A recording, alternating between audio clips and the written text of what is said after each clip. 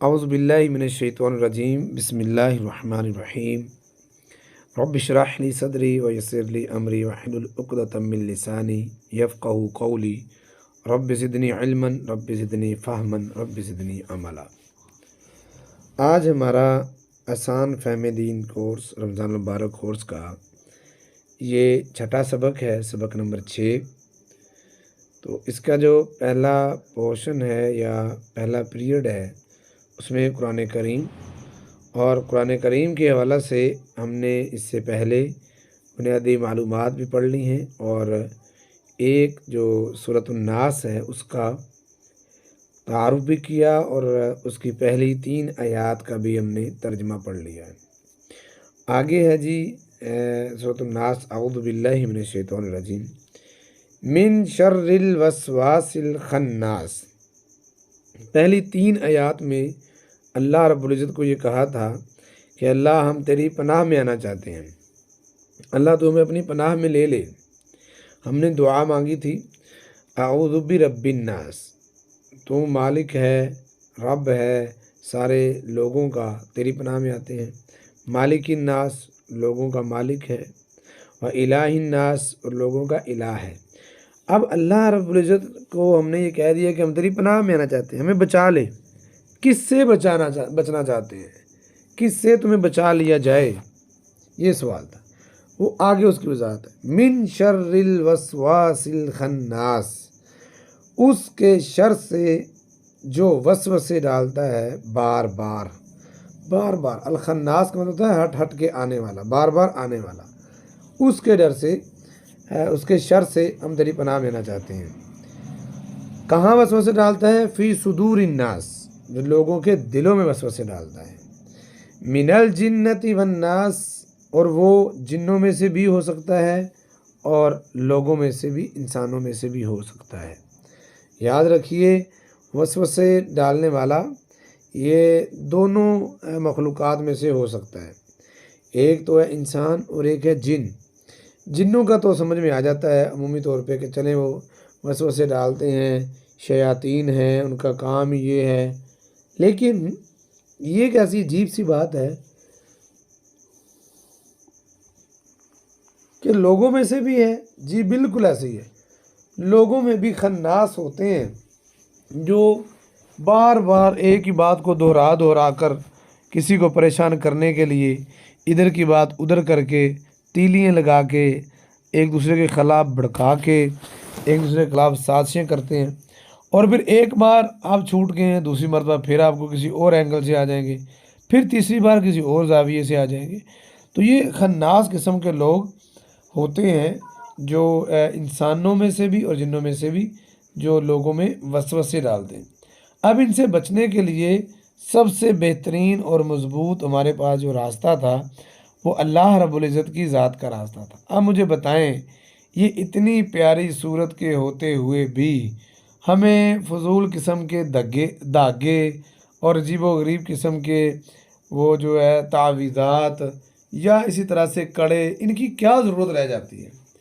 कितने जामे अल्फाज में बंदा कहता है ऐ अल्लाह तू रब्बुन्नास है, मालिकुन्नास है, इलाहुन्नास है, मैं तेरी पनाह में आता हूँ शैतान के और इंसानों के शर से जो वसवसे डालने वाले हैं। पीछे कुछ भी नहीं रह जाता, बंदा टोटल अपने आप को सिलेंडर करके अल्लाह की हिफाजत में दे देता है। इसलिए इंतहाई मजबूत किला है ये सूरह मुबारका सूरतुन नास, ठीक है जी। इसलिए जो सूरह नास है इसका बार बार पढ़ा जाना अज़ हद ज़रूरी है और इसके साथ बहुत सी खैर लगी हुई है, खैर जुड़ी हुई है। तो ये था जी हमारा आज का सबक नंबर 6 का पहला पीरियड कुरान करीम के हवाला से। दूसरा पीरियड है जी अरकान इस्लाम के हवाला से। अब अरकान इस्लाम के हवाला से हमने पहले भी कुछ थोड़ा सा पढ़ा था और बात हमारी पहुंची थी नमाज तक, कि जो नमाज है ये एक बंदगी का खूबसूरत बेहतरीन तरीका है। हम अगर अल्लाह के बंदे हैं तो हमें उसकी बंदगी करना ज़रूरी है और उसकी बंदगी उसके हुक्म के मुताबिक, उसके बताए हुए आइडियल के मुताबिक, यानी कि رسول اللہ صلی اللہ علیہ وسلم کے بتائے ہوئے طریقے کے مطابق، تب جا کے ہماری نماز صحیح ہوگی۔ اور نماز سے قبل نماز کے لیے جو ضروری شرط ہے وہ ہے وضو کا ہونا۔ وضو کا ہونا، اگر وضو ہے تو پھر سبحان اللہ کیا بات ہے، اگر وضو ہے، اور اگر وضو نہیں ہے تو پھر یقین جانیں کہ یہ بڑی ہی عجیب سی بات ہے کہ ہمارے پاس وضو نہیں ہے اور ہم نماز پڑھ رہے ہیں۔ بغیر وضو کے تو نماز ناممکن ہے، اور اس کے لیے بہت زیادہ ضروری یہ ہے کہ ہم وضو کا صحیح طریقہ سیکھیں۔ ہمارے جتنے یہ وسوسے آتے ہیں جی نماز میں، یہ مسئلہ بن جاتا ہے جی نماز میں، یہ ہوتا ہے جی دل نہیں لگتا نماز میں، اصل وجہ یہ ہے کہ ہمارا وضو صحیح نہیں ہوتا۔ جب وضو صحیح ہو جائے تو ایٹومیٹکلی نماز میں خشوع و خضوع پیدا ہو جاتا ہے۔ رسول اللہ صلی اللہ علیہ وسلم نے فرمایا، جامع ترمذی میں حدیث نمبر 3 ہے، آپ نے فرمایا مفتاح الجنہ الصلاۃ، جنت کی چابی، کی آف پیراڈائز وہ ہے فرمایا نماز۔ اور آگے فرمایا مفتاح الصلاۃ، اور یہ جو نماز ہے اس کی چابی الوضو، وہ وضو ہے۔ وضو جو ہے یہ نماز کی چابی ہے۔ یہ جامع ترمذی میں حدیث نمبر 4 ہے۔ اور مفتاح الصلاۃ الطہور، یہ حدیث نمبر 3 ہے، آپ نے فرمایا نماز کی چابی طہارت ہے۔ تو جب ہمارے پاس پہلی ہی چابی نہیں ہے تو ہم دوسری چابی کیسے استعمال کر سکتے ہیں؟ پہلا تالا کھلے گا تو دوسرا تالا ملے گا، دوسرے تالے کی چابی ملے گی۔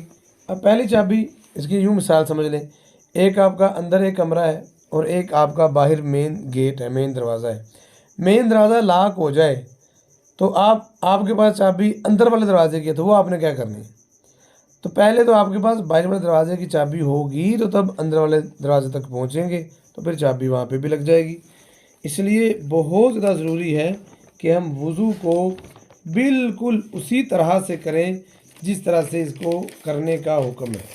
مگر ہم کیونکہ جو کام روٹین وائز کرتے ہیں نا، اس میں بہت جگہ پہ پھر سستیاں بھی آ جاتی ہیں، لیکن یہ سستیاں اچھی نہیں ہوتی۔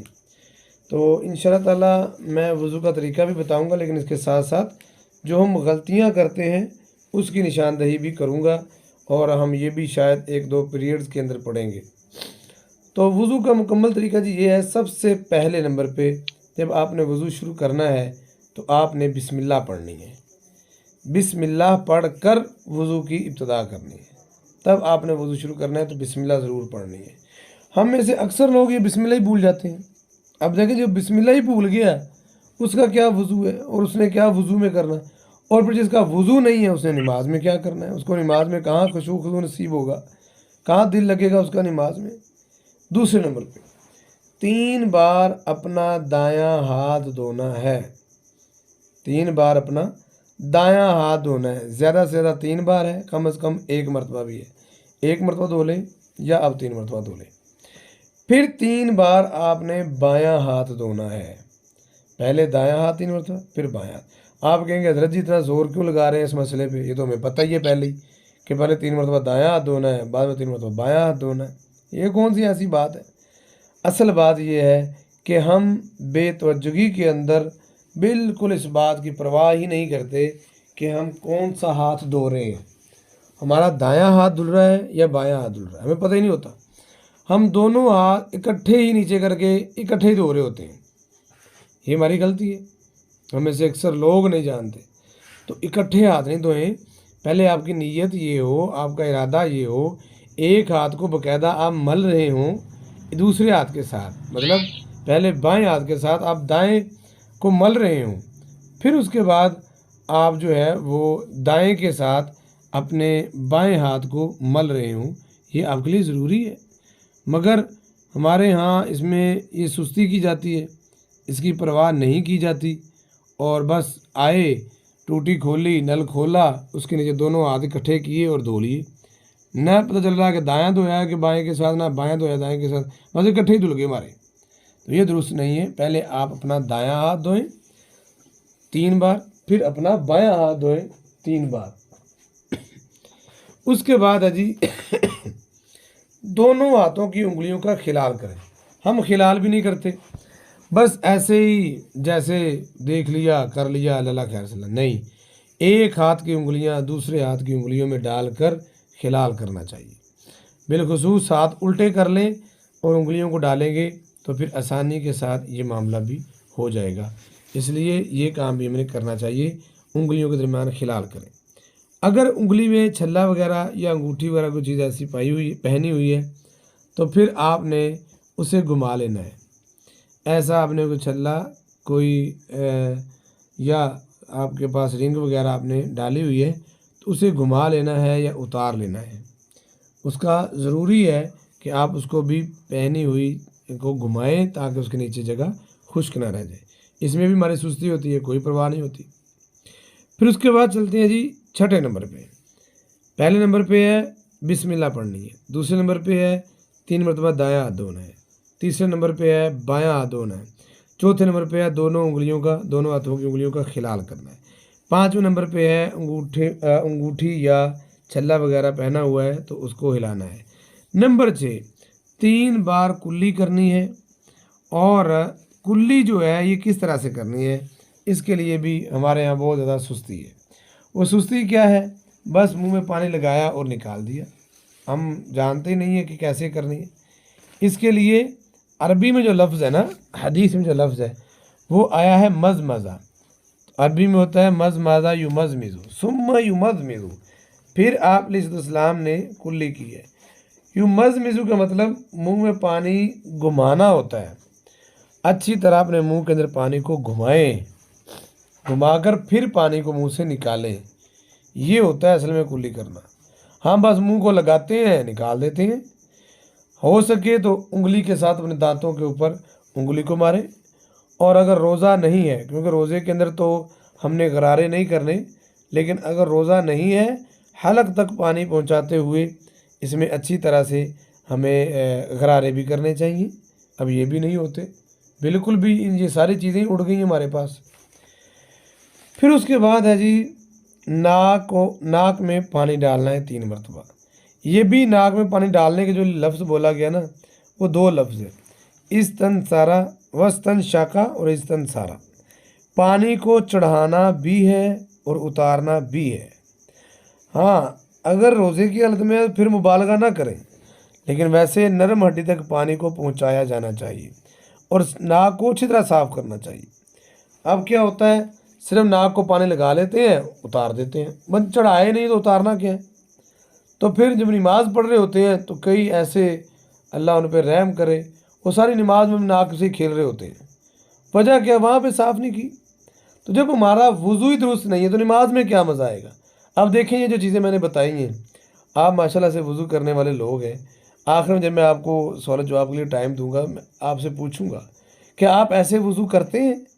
3 बार दायां हाथ सोच कर अपनी कलाई तक धोते हैं, फिर बायां हाथ कलाई तक धोते हैं, फिर उंगलियों का खिलाल करते हैं, फिर अपनी अंगूठी वगैरह को घुमा लेते हैं, फिर 3 मरतबा कुल्ली को मुंह में पानी डाल के मुंह में पानी को घुमा के या गरारे करके निकालते हैं, फिर नाक में पानी 3 मरतबा डालते हैं, चढ़ाते हैं और उतारते हैं।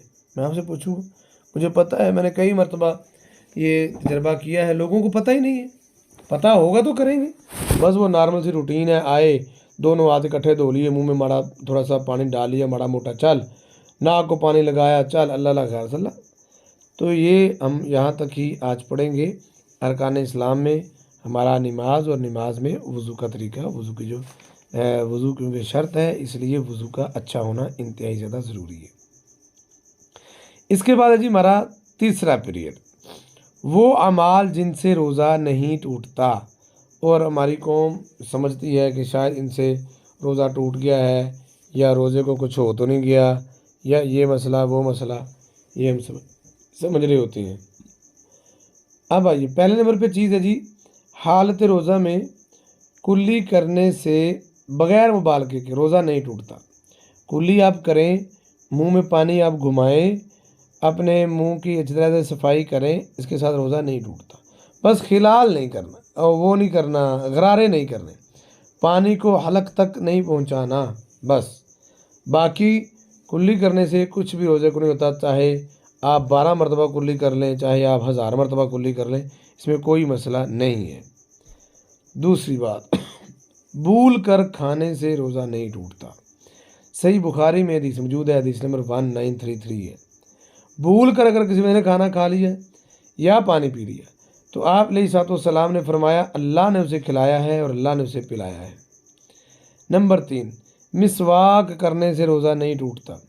اسی کے ساتھ آپ پلس کر لیں، یہ جو ہم آج کل ٹوتھ پیسٹ کے ساتھ برش کر رہے ہوتے ہیں، اس سے بھی روزہ نہیں ٹوٹتا۔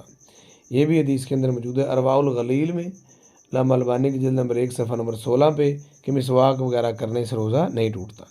کچھ لوگ کہتے ہیں جی دیکھیے مسواک سے نہیں ٹوٹتا، لیکن جب ہم پیسٹ وغیرہ لگا کے برش پہ کر رہے ہوتے ہیں تو اس کا اسمیل جا رہی ہوتی ہے، ذائقہ جا رہا ہوتا ہے، تو بھائی وہ تو آپ کو مسواک کا بھی جا رہا ہوتا ہے۔ آپ نیم کی مسواک لے لیں، آپ کسی اور کڑوے درخت کی مسواک لے کے کریں گے تو سارا اس کا ذائقہ بھی جا رہا ہوگا، اس کی بو بھی جا رہی ہوگی، تو صرف بو اور ذائقہ اندر جانے سے روزہ نہیں ٹوٹتا۔ نمبر 4، غسل کرنے سے چاہے آپ جتنی بار مرضی غسل کر لیں روزہ نہیں ٹوٹتا۔ یہ اصل میں جب شدت کے گرمی کے روزے ہوتے ہیں، لوگ بار بار غسل کرتے ہیں، پھر وہ یہ مسئلہ بھی پوچھتے ہیں جی بار بار غسل کر رہا ہوں جی وہ روزہ، نہ کچھ نہیں ہوتا روزے کو، نہ روزہ مکروہ ہوتا نہ ٹوٹتا ہے۔ یہ بار بار غسل بھی کیا جا سکتا ہے۔ سنن ابی داود میں حدیث نمبر 2365 ہے۔ نمبر 5، احتلام یا مزی وغیرہ سے روزہ نہیں ٹوٹتا۔ یہ سیدنا حضرت عبداللہ ابن عباس رضی اللہ تعالیٰ عنہما وہ بیان فرماتے ہیں، صحیح بخاری میں تعلیقاً یہ موجود ہے، حدیث نمبر 1938 ہے، کہ اگر کوئی بندہ سویا ہوا ہے تو اسے احتلام ہو گیا ہے، یا کسی کو کوئی قطرے وغیرہ آتے رہتے ہیں، پیشاب کے بعد بھی آتے رہتے ہیں جی، تو مزی وغیرہ سے روزہ نہیں ٹوٹتا، اور احتلام ہو جائے تب بھی روزہ نہیں ٹوٹتا۔ نمبر 6، تیل لگانے سے، کنگھی کرنے سے سر میں بالوں کو روزہ نہیں ٹوٹتا۔ بال کٹوا لیں تب بھی روزہ نہیں ٹوٹتا۔ صحیح بخاری میں حدیث نمبر 1930 ہے، اور یہ تیل لگانے اور کنگھی کرنے سے روزہ نہیں ٹوٹتا۔ نمبر 7، سرما استعمال کرنے سے روزہ نہیں ٹوٹتا۔ سرما لگائیں آپ، اس سے روزے کو کوئی فرق نہیں پڑتا۔ جب سرما لگانا جائز ہوا تو آنکھ کے اندر کوئی ایسی چیز کجلا وغیرہ یا ایسی چیزیں میک اپ وغیرہ خواتین کا، اس کے ساتھ روزہ نہیں ٹوٹتا۔ سنن ابی داود میں حدیث نمبر 2379 ہے۔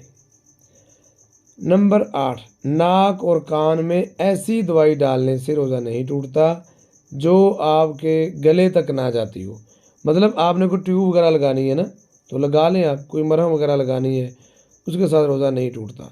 ہاں اگر کان ناک میں لگائی گئی جو دوائی ہے وہ آپ کے حلق تک جا پہنچتی ہے تو پھر روزہ ٹوٹے گا، ادروائز نہیں ٹوٹے گا۔ نمبر 9، خون کا عطیہ وغیرہ دینے سے روزہ نہیں ٹوٹتا، کیونکہ نبی پاک علیہ الصلوۃ والسلام نے سنگی لگوائی ہے، حجامہ کروایا ہے، جس کے ساتھ انسان کا خون نکلتا ہے، تو خون کے نکلنے سے روزہ نہیں ٹوٹتا۔ اسی طرح سے وہ خون چاہے منہ سے آئے، چاہے آپ کے دانتوں سے آئے، چاہے سر سے جائے، جہاں سے مرضی آئے، اس کے ساتھ روزہ نہیں ٹوٹتا۔ صحیح بخاری میں حدیث نمبر 1938 ہے۔ چوتھا پیریڈ جی ہمارا مسنون دعائیں اور اذکار، اس کے لیے ہے جی آج کا جو ہمارا سبق، اس میں بڑی خوبصورت دعا ہے یہ بھی، کہ اگر آپ کسی کے ہاں کھانا کھانے کے لیے جاتے ہیں، افطاریاں وغیرہ ہوتی ہیں تو کھانا کھانے کے لیے جاتے ہیں، تو ان کو آپ نے کون سی دعا دینی ہے؟ ان کو آپ نے جو دعا دینی ہے جن کے گھر سے آپ نے کھانا کھایا ہے، وہ ہے جی کہ جب آپ کسی کے گھر سے کھانا کھا رہے ہیں تو دعا پڑھیں، اللہم اطعم من اطعمنا واسقی من سقانا۔ یہ دعا آپ نے پڑھنی ہے۔ میں دوبارہ پڑھاتا ہوں، آپ دہرا لیں، انشاءاللہ یہ لکھی ہوئی سینڈ بھی ہو جائے گی۔ اللہم اطعم من اطعمنا واسقی من سقانا۔ صحیح مسلم میں حدیث نمبر 2055 ہے۔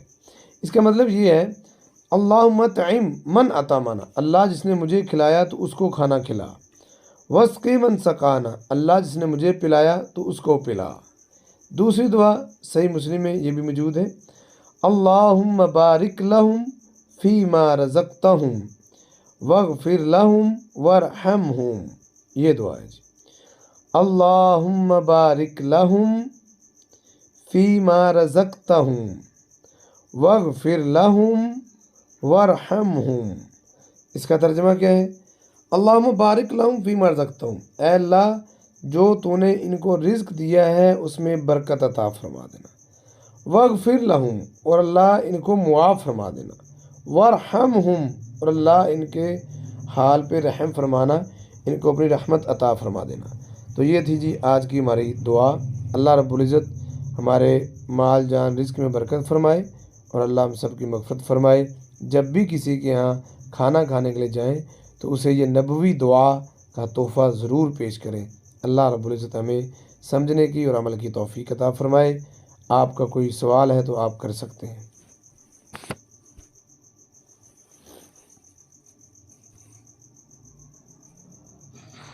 السلام علیکم ورحمۃ